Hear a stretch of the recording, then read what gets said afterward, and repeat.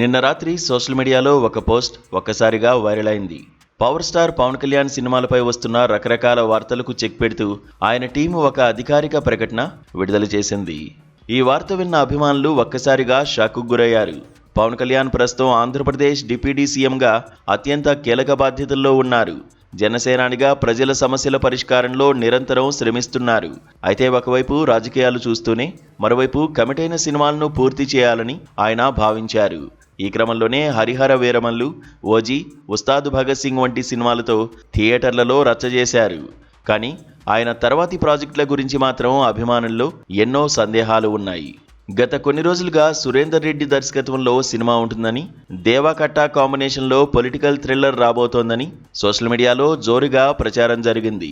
ముఖ్యంగా ఓజీ సినిమాకు సీక్వెల్ ఎప్పుడు వస్తుందా అని మెగా ఫ్యాన్స్ 1000 కళ్లతో ఎదురు చూస్తున్నారు.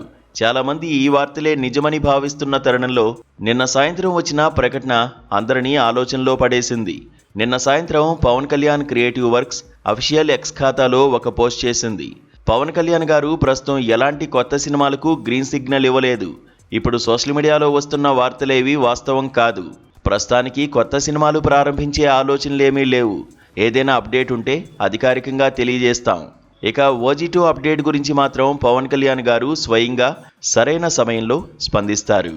ఈ క్లారిటీతో పవన్ కళ్యాణ్ ఫ్యాన్స్ కొంత నిరాశ చెందారు. సినిమాల కంటే ప్రజలే ముఖ్యమని పవన్ తీసుకున్న ఈ నిర్ణయం గొప్పదైనప్పటికీ తమ అభిమాన హీరోని మళ్లీ వెండితెరపై ఎప్పుడు చూస్తామా అని ఆవేదన వ్యక్తం చేస్తున్నారు. ముఖ్యంగా దేవకట్టా సినిమాతో ఒక పవర్ఫుల్ పొలిటికల్ మెసేజ్ వస్తుందని ఆశించిన వారికి ఇది పెద్ద షాక్ అని చెప్పాలి. రాజకీయాల్లో ఫుల్ బిజీగా ఉన్న పవన్ కళ్యాణ్ వచ్చే ఎన్నికల నాటికి జనసేన పార్టీని మరింత పటిష్టం చేసే దిశగా అడుగులు వేస్తున్నారు. అందుకే సినిమాలకు కొంతకాలం విరామం ఇవ్వాలని నిర్ణయించుకున్నట్లు కనిపిస్తోంది.